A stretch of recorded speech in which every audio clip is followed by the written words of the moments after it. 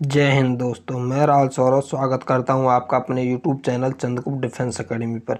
यदि आप Indian army के किसी भी एग्ज़ाम की तैयारी कर रहे हैं तो आप इस वीडियो को लास्ट तक जरूर देखें, क्योंकि इस वीडियो में हम सामान्य ज्ञान जीके के जीडी टेक्निकल ट्रेडमैन ये सभी पेपरों के लिए इम्पोर्टेंट क्वेश्चन कराने वाले हैं। चलते अपने क्वेश्चन की तरफ। पहला क्वेश्चन है, कृत्रिम रेडियो एक्टिवता की खोज किसने की?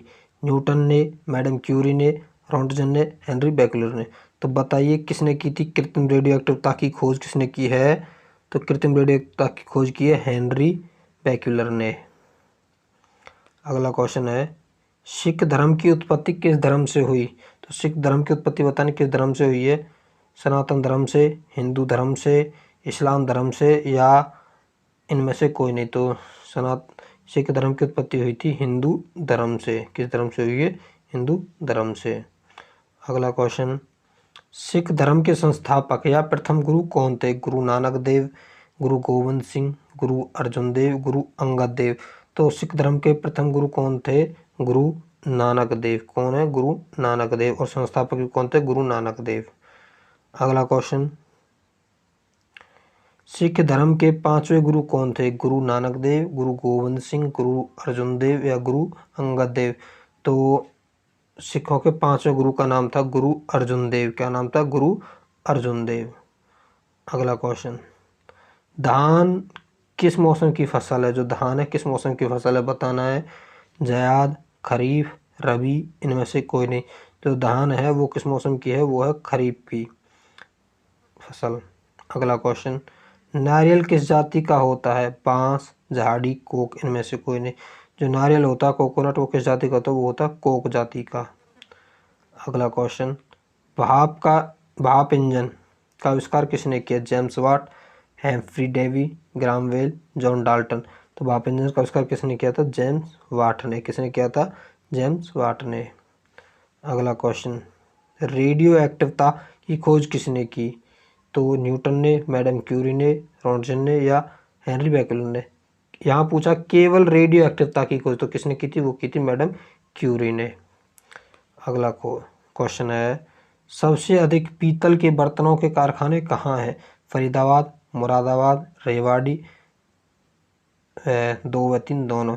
तो सबसे अधिक पीतल के बर्तन कहाँ पर है? इसका सही आंसर होगा 4, 2 3 दोनों, मुरादाबाद और रेवाड़ी। रेवाड़ी कहाँ पर है? हरियाणा के अंदर। अगला क्वेश्चन, मंदिरों वाला सुनहरा शहर कौन सा है? हरिद्वार, ऋषिकेश, कांचीपुरम, या रामेश्वरम। तो मंदिरों का जो सुनहरा शहर है वो कौन सा है? वो है कांचीपुरम को ही सुनहरा शहर कहा जाता है। Golden temple, golden city of temple. गीत गोविंद के लेखक कौन थे? जयदेव, तुलसीदास, अरविंद अडिगा, या इनमें से कौन है? जो गीत गोविंद है उसके लेखक कौन है? उसके लेखक है जयदेव। कौन है? जयदेव। अगला क्वेश्चन, गेहूं किस मौसम की फसल है? जायद, खरीफ, रबी, इनमें से कोई नहीं। तो जो गेहूं है वो है सर्दियों में बोई जाती है, इसलिए वो है रबी की फसल। अगला क्वेश्चन है, विजयनगर की स्थापना किसने की? हरिहर बुक्का, 1 व 2 दोनों, इनमें से कोई नहीं। तो जो विजयनगर था उसकी स्थापना की थी हरिहर और बुक्का दोनों भाइयों ने। तो इसका सही आंसर होगा ऑप्शन 3, 1 व 2 दोनों। अगला क्वेश्चन, दक्षिण भारत की गंगा किस नदी को कहते हैं?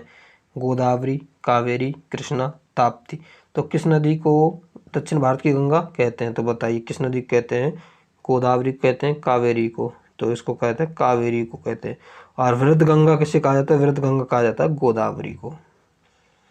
अगला क्वेश्चन, बांस नृत्य कहाँ का है? नृत्य है केरल, मेघालय, मिजोरम, त्रिपुरा।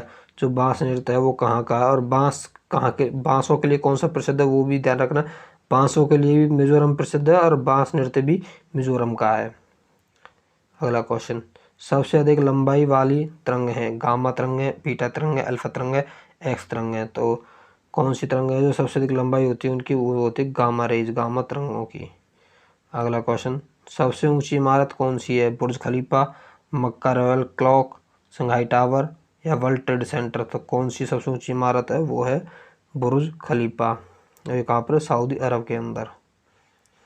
अगला क्वेश्चन, दवाइयों के ज़्यादातर कारखाने कहाँ पर हैं? हरिद्वार, ऋषिकेश या देहरादून, इनमें से कोई नहीं। जो दवाइयों के ज़्यादातर कारखाने कहाँ पर हैं? वो सभी कारखाने हैं ऋषिकेश। ऋषिकेश कहाँ पर है? उत्तराखंड के अंदर। अगला क्वेश्चन, दलाल स्ट्रीट कहाँ स्थित है? दिल्ली में, कलकत्ता में, मुंबई में, बेंगलोर में। तो बताइए दलाल स्ट्रीट है वो कहाँ पर है? वो है कहाँ पर है? दलाल स्ट्रीट है मुंबई के अंदर। अगला क्वेश्चन, भारत में मानसून का आगमन कहाँ से होता है? केरल से, विशाखापट्टनम से, मुंबई से, बेंगलोर से। जो भारत में मानसून आते हैं वो आते हैं केरल के रास्ते से, केरल से। अगला क्वेश्चन, प्रधानमंत्री, राष्ट्रपति, उपराष्ट्रपति, राज्यपाल की अधिकतम आयु सीमा। ऐसे क्वेश्चनों पर बहुत अधिक ध्यान देता है क्योंकि एक की आयु सीमा, न्यूनतम आयु सीमा या अधिकतम आयु सीमा पूछी जाती है, तो इसलिए तुम्हें ध्यान देना है कि क्या है इसका सही आंसर, क्या होगा क्या नहीं होगा। तो इसमें पूछा क्या है? पूछा प्रधानमंत्री, राष्ट्रपति, उपराष्ट्रपति, राज्यपाल की अधिकतम सीमा। तो 25 वर्ष, 30 वर्ष, 35 वर्ष या इनमें से कोई। तो इसका सही आंसर क्या होगा बताना। इसका सही आंसर होगा डी, इनमें से कोई नहीं, क्योंकि प्रधानमंत्री, राष्ट्रपति, उपराष्ट्रपति की आयु की कोई सीमा नहीं होती। अगला क्वेश्चन, मुख्य न्यायाधीश, मुख्य निर्वाचन अध्यक्ष की आयु सीमा कितनी होती है? तो अधिकतम आयु सीमा ही बतानी है मुख्य न्यायाधीश की और इन सभी की। तो इनकी अधिकतम आयु सीमा कितनी होती है? इनकी होती है 65 वर्ष। तो जो आयु है इन सभी के ध्यान देने, सभी क्वेश्चन आयु वाले इसीलिए इस वीडियो में डाले गए हैं, तो उन पर विशेष ध्यान दें। अगला क्वेश्चन, केदारनाथ मंदिर कहाँ स्थित है?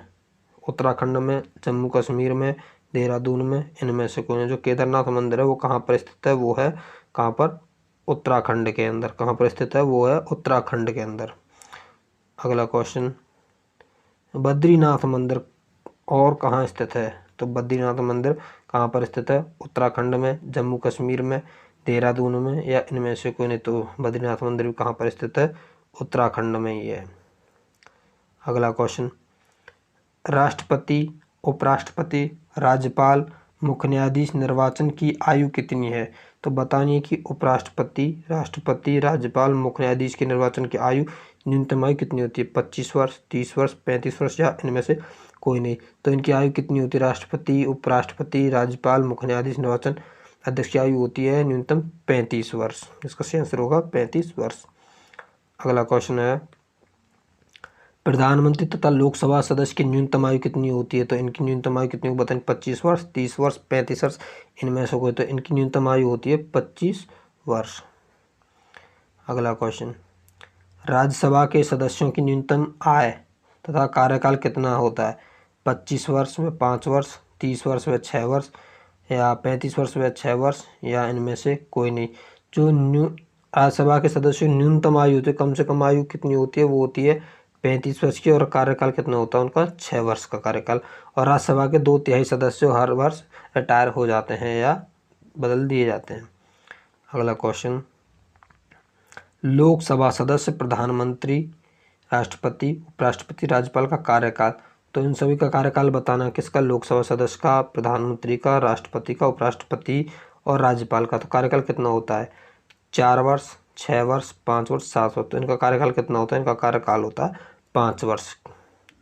अगला क्वेश्चन, बाबर ने बादशाह की उपाधि कब धारण की? तो बाबर ने बादशाह की उपाधि कब धारण की थी ये बताना है। बादशाह ने बाबर की उपाधि कब धारण की? 1508 में, 1501 में, 1504 में, 1507 में। तो कब बादशाह बना था बाबर? वो बना था 1507 ईस्वी में। अगला क्वेश्चन, पहला शौच मुक्त राज्य कौन सा है? गुजरात, आंध्र प्रदेश, एक व दो, दोनों, इनमें से कोई नहीं। जो गुजरात और आंध्र प्रदेश दोनों ही शौच मुक्त राज्य हैं, इसलिए इसका सही आंसर होगा 3, 1 व 2, दोनों। अगला क्वेश्चन, भारत में नोटबंदी कब हुई? 6 नवंबर 2017, 7 नवंबर 2016, 8 नवंबर 2016, 8 दिसंबर 2016 को।